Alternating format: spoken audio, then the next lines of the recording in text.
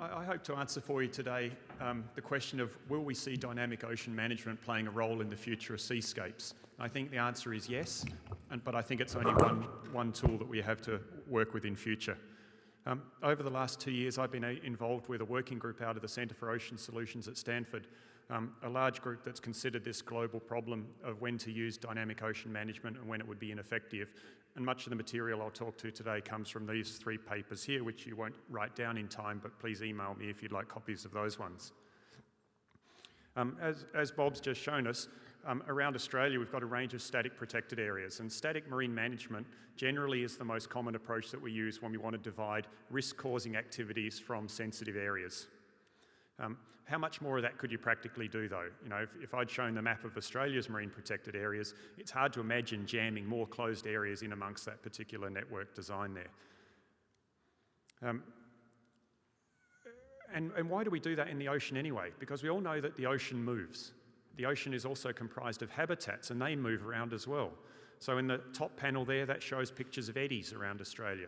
And there are upwelling eddies and downwelling eddies, and they have different ages, and they move around and they develop communities within them. Frontal areas are very dynamic.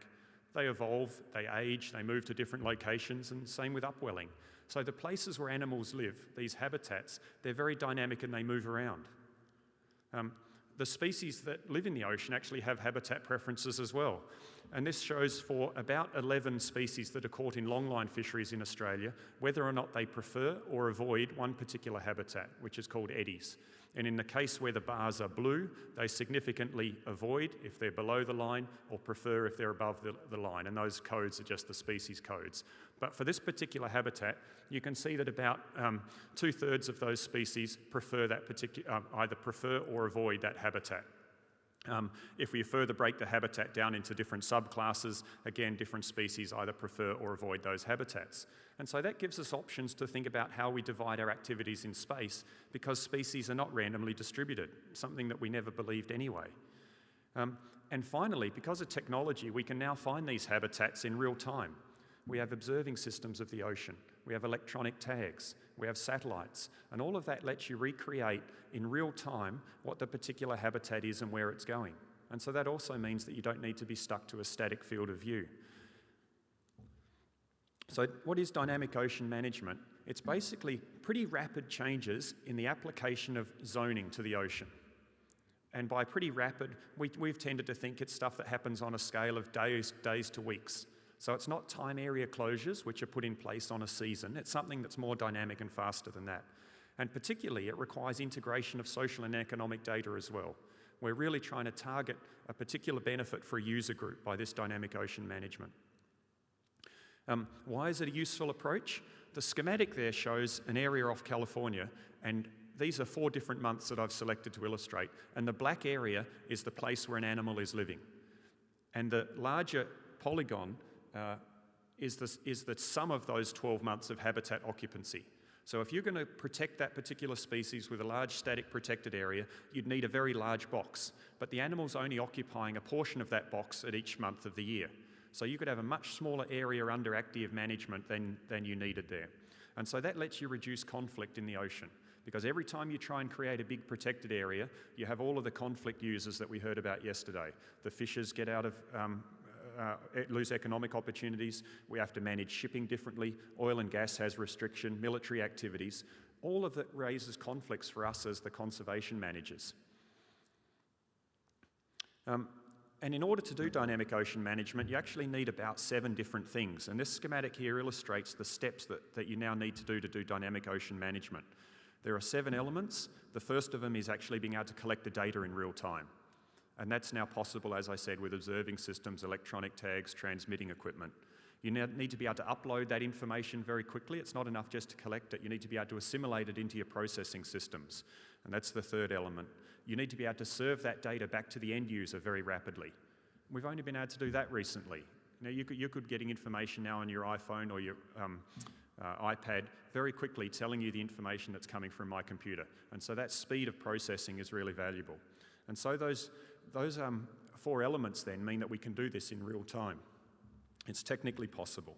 And so the arguments that we can't do dynamic management because of technical barriers is no longer valid. And with this working group, we've tried really hard to prove that these technical barriers don't exist. There are a range of applications, and I'm going to give you four examples of how people are using dynamic ocean management around the world. But they're really, we consider them to be four types. The first type is just when you collate data, do some averaging and send it straight back out. The only part that is clever in that is assimilating data from a bunch of different people and giving them back an average. And as you go between type 2, type 3 and type 4, the amount of processing and the amount of interrogation of the data increases. And so depending on your particular situation, the one on the left might be a $100 job. The one on the right might be a $1 million job. And so depending on what your use is, there are a range of applications that you can apply. Applying applications, that's a good one, yeah. In the work that we've done, we came up with about a dozen examples of operational dynamic ocean management. So it is happening. But when you look at this map, if you're from the Centre of Excellence for Coral Reef Studies, there's a big area through the tropics where we've got no dynamic ocean management examples. And it was in putting this talk together that kind of thought about, well, why aren't we having them? Don't you have dynamic habitats in the tropics? Is everything stuck on a coral reef and doesn't move anywhere? So it would be worth thinking about why dynamic ocean management hasn't been implemented in tropical areas. I'll go through these four examples now, the one from each of those four types, just to illustrate the range of application. Here's this first one. It's a scallop fishery off the northeast US. And in this case, scallop, which people want to catch, is located with flounder, which they don't want to catch. And when they catch too much of the flounder, the scallop fishery gets closed. And if you catch too much of the flounder, you close the scallop fishery before you have caught its quota for the year. And in fact, in the period of time that was analysed, each of the last 4 years prior to implementing a dynamic ocean management, for example, in the first column in that area called Nantucket, they'd caught 178% of the bycatch, which they weren't allowed to catch, and only 78% of what they really wanted to. So the system went way out of control, they closed it early, and the fishery lost $16.5 million because of that remaining 22% of scallop that wasn't captured. And so in the red there, each year that they close that fishery early because they're not catching enough of their scallop and they're catching too much of the choke species, they're losing about $10 to $20 million a year. Over those 4 years, about an economic losses of $60 million by having a poor understanding of where those two species lived.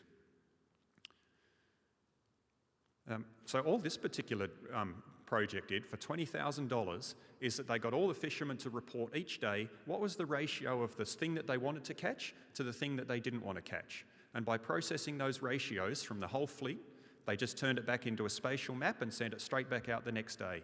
And all the product is in that space out there in the ocean. The green spots are where the bycatch ratio is pretty good, and the red and yellow spots are places where it's pretty bad. And in the first year of sending that out, they caught 78% of the bycatch quota and 100% of the scallop quota. And it made the industry another $20 million in the very first year of use. Right? $10,000 project, $20 million worth of benefit. They managed to get it funded the next year, as you would imagine. And now that's operational, and it's got more and more of the fleet involved, and it's delivering incredible economic benefit and delivering to the conservation outcome, which is to reduce the bycatch of this overfished flounder species. The second example comes from Georges Bank, a little bit further south on the east coast of the US. And in this particular fishery, it's a bottom fishery, they want to avoid these activities that also cost them money. They want to stop catching bycatch of an unwanted things. They want to stop getting juvenile species of the target. So if you catch the juveniles, that's a bad idea in a fishery mostly. And they also want to avoid depredation. And that's when things like hagfish come and eat your fish while it's still on the line. So when you haul up half a mouldy fish, the price is pretty bad. So if you can avoid the areas where there's lots of predators getting into your catch, that's a really good thing to do. And this fishery's tried to do this with move-on rules. And move-on rules require that you collect from the fishery a bunch of data about where the activities are happening in space. And if you understand the correlation structure between those, you can work out how far you have to move before you get away from the pattern of those events. So trust me, there's a thing called Ripley's K, and we can analyse the data this way. And it produces a picture pretty much like this. And this is for two different types of interactions that you want to avoid. And they're heat maps. And where the red arrow is where the intensity is greatest. And in this case, it identifies that if you went 7 kilometres on the x-axis and about 1 day away from where that particular interaction was occurring, you would reduce its frequency. In the right-hand case, it's about you only have to move 2 kilometres or wait 2 days, and you avoid that particular interaction. And so it's a way of collecting information from the fishery, giving it back to them about how they can avoid these unwanted events. And here's what the result looks like. Here's a bunch of things on the left-hand side that you want to avoid. Choke species, nuisance species, catching juveniles, or having things eat your fish while they're still in the water. And the kind of distance that you had to move is in the first column that I've circled, and the distances aren't that great. You know, to avoid yellowtail flounder again, you only have to move 6.5 kilometres from the place in which you were catching too many of them, and your catch rates will go down by about 27%, as indicated in the final column. Another example, with sharks eating the catch off the lines, you would have to move 6 kilometres, or in fact stay exactly where you are and just wait a day before you put your gear back in the water, and you're going to achieve about a 45% reduction in that particular interaction. And so again, the benefit of these particular spatial management strategies is very, very immediate, and again, the time-space penalty is not very bad. The third one, which involves a bit more processing, involves collecting information from electronic tags on turtles in the North Pacific. If fishermen catch too many of these turtles, the fishery closes. It's processed back at the lab, uploaded to a website, and an advisory is issued back to the fishery. In this case, it's a band across the North Pacific, and it says if you avoid that band, you shouldn't catch too many turtles. It's a voluntary system, but it's been somewhat effective in reducing the turtle bycatch. Because it's voluntary, it hasn't necessarily always done a great job though. And in fact, there's more than one turtle that is a concern in this fishery. And so now the attempt is to make it work for both loggerhead, which is the brown band, and leatherback turtles, which is the blue band. And so you can imagine these bands moving up and down seasonally through that particular area of the Pacific. The fourth example, and this is perhaps the most complicated one, happens on the east coast of Australia, and it's to avoid bycatch of southern bluefin tuna. They're managed under quota, so unless you own quota, you're not allowed to catch this particular fish species. And we've been doing this since since 2003. Electronic tags on the fish, we understand their habitat preference, which is in the lower left. We find out where that habitat is distributed in real time using satellites and an ocean model. We turn that into a habitat map, which is the top right. We deliver that to managers who make a zoning map. And they do that every fortnight. They update where those particular zones are, where you can and cannot catch fish. And so they turn them into zones that look like this. It's not exactly what a habitat model says, because there are other considerations that have to be used, but you get the idea that they're updating that fortnightly. So that's a real-time dynamic approach, and this one is compulsory, and it's the only one of the examples that's actually compulsory in the world. So those examples show you that we are doing dynamic ocean management. They are effective. We can measure their cost benefit. We can measure their effectiveness on the species of interest. We can do that in real time, and once you've established the system, then they become low cost. Initially, the cost can be quite high in collecting that electronic data from fish or processing it. In particular, it's a really nice set of projects to be involved with, because often they're good news for fishermen, good news for other ocean users, because we're going to apply a lower penalty to you than closing a really big area. But again, they've been mainly for developed fisheries. So are we going to see more of them in future seascapes? Yes, in developed countries with really good governance, but perhaps not in areas where you don't have that ability to deliver information back or even collect it. And so if we've solved these technical issues, I said we'd solve these first 4 of them, why haven't it been used more widely even in developed countries and in temperate regions? And it's basically because there are a bunch of legal and management barriers that still remain. So if you care to know about those, that's these lower 4 elements, and I'll just give a brief example of each one. You know, even with the first 4, with data collection, there are issues with using satellite data to provide a commercial product to fishermen. So there are legal issues associated with actually repackaging data and sending it out. There are animal ethics issues about how small a tag needs to go on different animals that mean that some animals are not possible to do this for. With decision making, at the moment, our property rights systems that we use in ocean management tend to grant certainty to ocean users, and dynamic management is not providing certainty. It's telling you that you need to be flexible. We sometimes set up regulations that tell the user that the marine protected area will be there for the next 50 years, and that gives you certainty about managing in the future. And dynamic ocean management may need changes to laws in order to make people work with it. Implementation. If you're going to penalise someone for making the mistake or deliberately trespassing onto a protected space, you need to be able to be certain that they knew about it. And in static protected areas, that's quite easy to demonstrate. But when things are moving around in space, how do we demonstrate that the user actually became aware of that? And so there are systems that we put in place to, when you receive that data on your fishing boat, how do you send back a message to say that you received it? And that needs to be overcome in some places as well. And finally, with enforcement and compliance, you've got to catch boats in the case of fishing examples. You've got to catch them doing the wrong thing. And at the moment, even VMS is not a legal solution to that. And so at the moment, all the examples, again, that I've given you are within country EEZs, where one country can control its own fleet. There are no high seas examples of dynamic ocean management at the moment. So in conclusion, you know, we've got these systems, they're operating around the world. I've given you case studies that show that we can do it, but there are still barriers to it, and particularly the legal and the institutional barriers, I think, are quite significant. It does fit nicely within adaptive management. You remember the old adaptive management cycle on the left-hand side, and at the implementation stage, that's where dynamic ocean management can kind of fit. And you could plug in your MPA cog, you could plug in your quota cog, or you could plug in a dynamic ocean management cog, and it can just spin around and do its own updating within an adaptive management framework. So will it be particularly useful for Australia in future? We do have lots of animals under quota management, particularly choke species, things that you have to avoid catching too many of them, and they can limit the catch of something that's in quite a good ecosystem state. So that's an issue. And at the moment, closed areas are a tool of choice, but maybe dynamic closed areas could be included. They're really good for industry empowerment, as I said in an earlier slide, so they're really good for positive scientist-industry interactions. So I think, yes, they're rare at present. If you've got good governance and you've got a well-resourced fishery and you have a crisis, then I think dynamic ocean management tends to come into place. I didn't say before, but each of those examples were implemented in response to a crisis.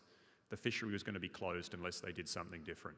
So unfortunately, they've been a tool that's implemented as a crisis-driven option, not as a anticipatory option. Gary, give me a quick nod. Very good.